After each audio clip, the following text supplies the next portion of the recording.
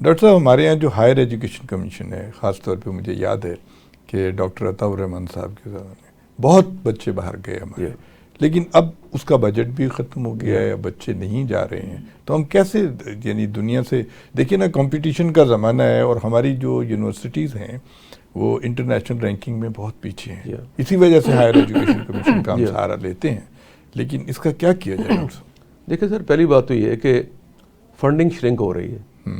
جب funding shrink ہوتی ہے تو ادارے بند ہوتے ہیں، ادارے کمزور ہوتے ہیں. میرا یہ خیال ہے کہ پاکستان میں اس وقت جو آپ دیکھیں، ایک طرف ہم غریب ملک ہیں اور دوسری طرف ہم دنیا کے ان ٹاپ ممالک میں ہیں جو چیریٹی کرتے ہیں. یعنی غربت کے باوجود دنیا میں 3 4 5 ملک جو بڑے ہیں جو چیریٹی کرتے ہیں، وہ اس میں پاکستان شامل ہے. بالکل شامل.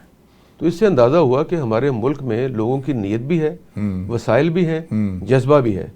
اب وہ چیریٹی کو کنورٹ کرنا ہے، چینلائز کرنا ہے کہ وہ فقیروں کو جو روڈ پہ کھڑے ہیں ان کو دینے کے بجائے جو پروفیشنل ہیں، جی جی، پوری فیملی کھڑی ہوئی چوک میں، وہ دن میں 10,000 روپیہ کما رہے ہیں، تو اس کو کنورٹ کیا جائے، چینلائز کیا جائے.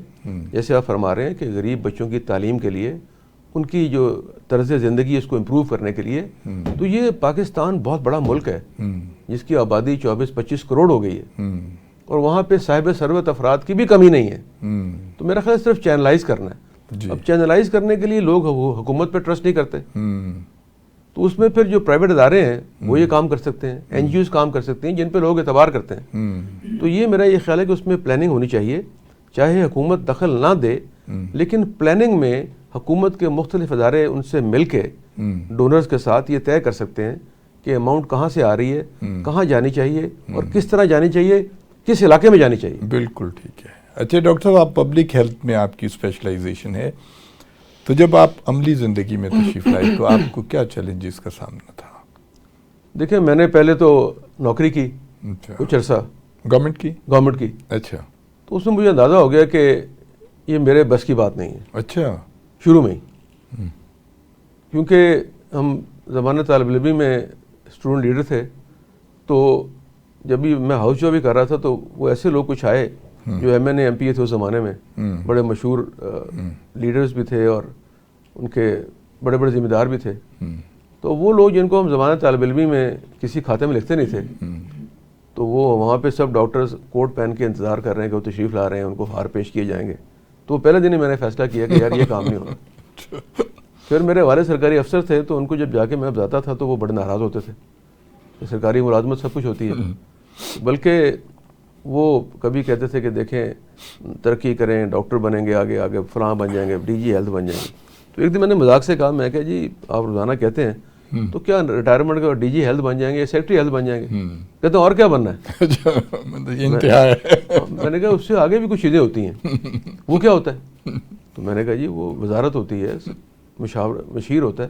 تو وہ ناراض ہو گئے کیونکہ سرکاری ملازم تھے، تو ان کو یہ بات پسند بھی نہ آئی اور سمجھ بھی نہیں آئی، تو مجھ سے ناراض رہے.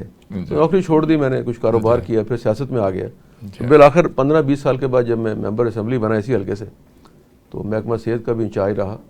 تو پھر ان کو تسلی ہوئی، ان کو یقین آیا کہ یعنی جو یہ کہہ رہا تھا وہ ممکن بھی ہو سکتا ہے کسی زمانے میں. تو یہ یعنی یہ مشکلات تھیں کہ جب آپ فیصلہ کرتے ہیں کہ ایک روٹین سے نکل کے ایک اور زندگی میں جانا ہے، یعنی ٹارگٹ ٹاپک بناتے ہیں کہ یہ اچیو کرنا ہے، اس میں مشکلات آتی ہیں، بالکل ریزسٹنس آتی ہے، فیملی کی بھی، باہر کی بھی.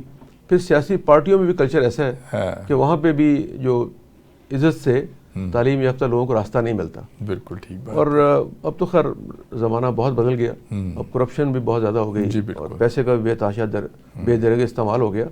تو مشکلات جو ہوتی ہیں وہ یہی ہوتی ہیں کہ دوست، عزیز و اقارب، فائنینشیل مشکلات، پھر جو کلچر ہے پولیٹیکل، اس میں راستے رکتے ہیں. لیکن بہرحال اللہ نے کامیاب کیا، چلتے رہے.